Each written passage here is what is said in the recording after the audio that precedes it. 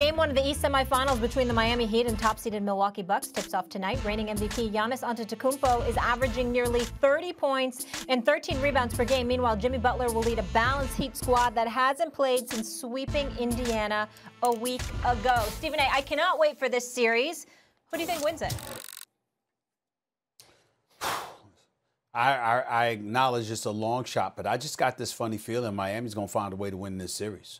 I really do. I just think that their perimeter shooting, the leadership of Jimmy Butler, and the questionable shooting of Milwaukee once Giannis Antetokounmpo is neutralized to some degree really, really favors Miami here. I'm a Duncan Robinson and Tyler Hero fan, along with Kendrick Nunn. It's not just Jimmy Butler that I love so much. It's not just Adebayo that I respect. But I love their perimeter shooting, the marksmen that they have, willing to pull up from the parking lot. I love these guys, and I think that they have a shot to beat Milwaukee. Now, nobody's going to beat Milwaukee if you can at least contain Giannis Antetokounmpo, at least when things get tight in the fourth quarter. You got to stop him from going downhill. You got to stop him from being able to attack the defense the way that he does, make him shoot a few perimeter shots. If he hits perimeter shots, there's no hope for anybody because then it's over for the world because he has everything else.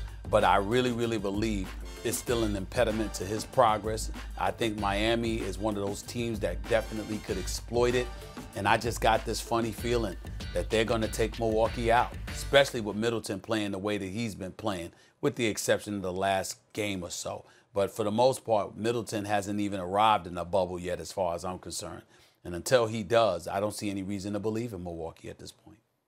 Well, he got hot late in the game, but look, last year I looked at the Bucks, and when they made that deal for Mirotic, who never really got going with the team, and you look at Brogdon and everything else, you're like, ooh, this team can run the table right now. That's not this Bucks team.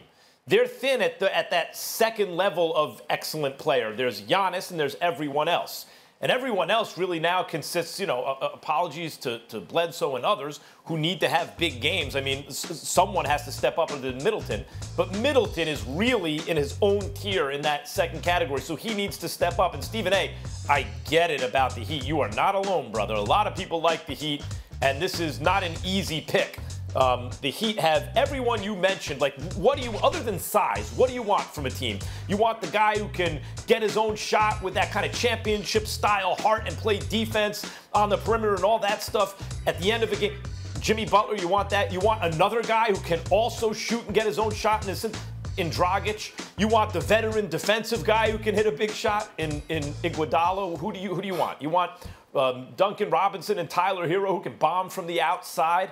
Everything you want, Bam, who can play defense and rebound and all those things. Everything you want on a team is on the Heat. But you know what's not, Stephen A.? An MVP. That's on the Bucks. That's Giannis. And yes, we've seen that you can wall up against him and everything that Toronto did, but they were doing that with Ibaka and Gasol and with Kawhi picking him up early. That's not this Miami team. This Miami team's going to have a hard time on the offensive boards against the Bucks. And when you, by the way, even Brook Lopez, one of the things that worried me was Brook Lopez didn't shoot it well this year. But since the playoffs started, he looks like he did last year shooting it from outside.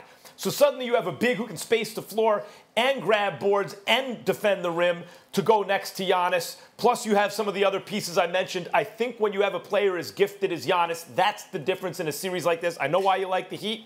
It's not a bad pick.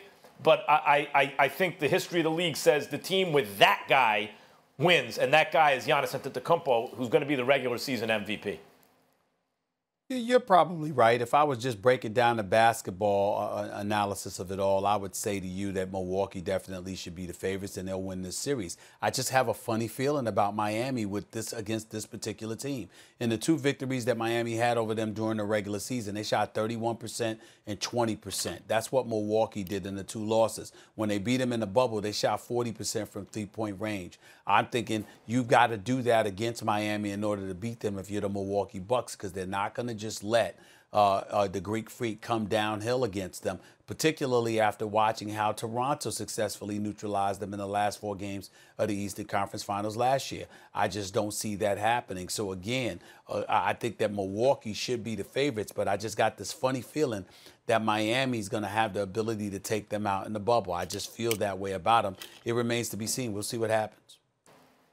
No question. Can't wait Pat for that. Riley running the organization, Spoelstra as the coach with the championship experience and all that stuff. Stephen A., I get it. I just want to say one last thing, Molly, about this. No, and you this have may time. not Go come for into it. play. I think one of the reasons people feel the way you do, Stephen A., and I have that same feeling underneath, like, oh, this Miami team feels a certain way, is because they have heart in a way that most teams don't.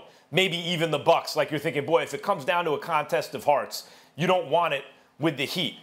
And let me get a little deeper or maybe dumber, like you choose, what the Bucks just went through and the decision they just made. If you talk about coming through adversity, growing as a team, coming together with a unit, Phil Jackson writes about this in terms of the stages of a championship team as a unit, coming to that like us against the world mentality. What the Bucks did, willing to forfeit a playoff game, everything they did in the bubble takes on a greater significance if they, for example, win a championship right now. And we just talked about Chadwick Boseman and how he felt, how he went through what he did with the chemo and everything, and how maybe if he was attaching himself to something larger, felt the responsibility outside of himself to something bigger. This is something Muhammad Ali used to talk about when he fought George Foreman. He goes, if it's me against big bad George Foreman, there's no way I could win. But he felt like he was fighting for oppressed people all over the world, like he was fighting for something outside himself and bigger than himself, something that George Foreman felt in his second career, having had a religious experience. The Bucks may feel right now that this is bigger than just them. And whether or not that affects the game, it would affect the story that's told about the 2020 playoffs for sure. Thanks for watching ESPN on YouTube. For live streaming sports and premium content, subscribe to ESPN+.